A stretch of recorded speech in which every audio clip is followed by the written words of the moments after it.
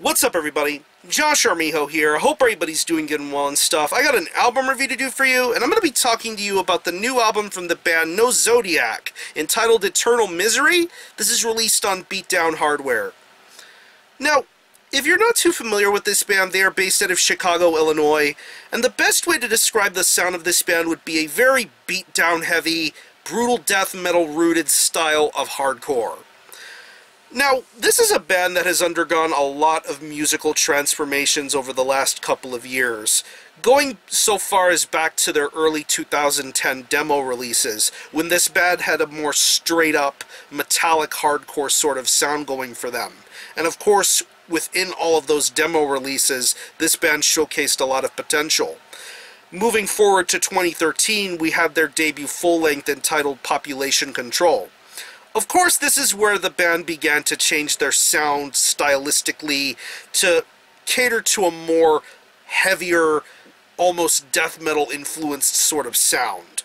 Of course, the hardcore elements were still intact when it came to the vocals and the overall song structuring, but the guitar riffs that this album had brought were just so heavy, very death metal influenced all the way.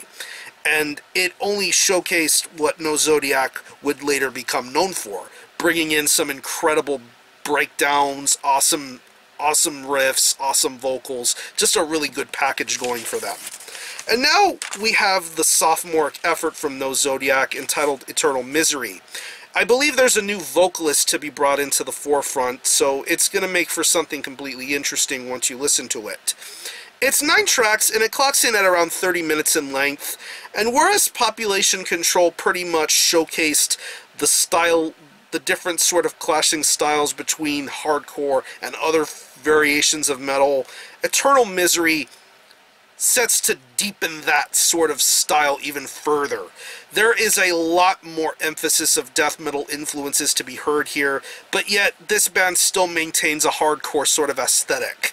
And I think that's what makes Eternal Misery so much fun to listen to and so entertaining all the way around. I mean, this is a riff clinic once you listen to it. Once you get past the intro, then right on into Rise of Unholy, you're just going to get some really ugly riff work going on here. I love the crunch and the tone of the riffs. They sound phenomenal. Then you get to Constant Decay, where the riff work just sounds even heavier and nastier. And even when it comes to the breakdown, beatdown sort of parts, I just think it sounds awesome. That's where this band's hardcore influence comes from, and I definitely think it's awesome to listen to. These riffs are just straight out evil and gnarly sounding. I definitely love their approach and what's being presented here. Then you get to songs like Immoral Agenda and even the title track. I think it's just awesome guitar work being represented here, and definitely something to make you go crazy and bang your head a lot. I think the bass tone is tremendous too. I love the way this bass guitar tone sounds. It's very clear, very audible, nice ugly sort of tone and vibe going for it, to even coincide with the heaviness that's being presented with the guitar work here. I think this bass tone sounds really phenomenal. Definitely a nice underlying theme throughout the entire record is definitely the way the bass guitar is being held here. Moving on to the drums. I love the way these drums sound. Definitely the fast moments are great. The slower, more methodical breakdown parts are very well evidented here. Once again, going to tracks like Rise of Unholy and Constant Decay. I mean, just the drum work on those tracks are phenomenal. I mean, you get the quick little occasional drum fill going on there, but then you get a very nice barrage of blast beats, a lot of good syncopations, and once again, mentioning the beatdown parts, it just really sounds awesome. I think this drummer knows exactly what he's doing, and he delivers a very solid, worthwhile performance here. And moving on to the vocals, this is where you begin to notice something completely different. This is a new singer, and this guy has a more ravenous, guttural sort of roar going for him. You can understand everything that he says and does. He has a good enunciation to his voice, but it is a lot more violent sounding. It's a harsher sounding vocal performance than the previous releases of this band's past. I think it sounds crazy. I understand that the difference between the last vocalist and this vocalist is definitely, you know, different, but I think for Eternal Misery, I think this vocal style works. I definitely think it's good to listen to. I love his vocal delivery, I love his passion, and I love his intensity. And even the guest vocals that are on here are fun to listen to, like Constant Decay, which I believe has Vincent Bennett from the Acacia Strain on that.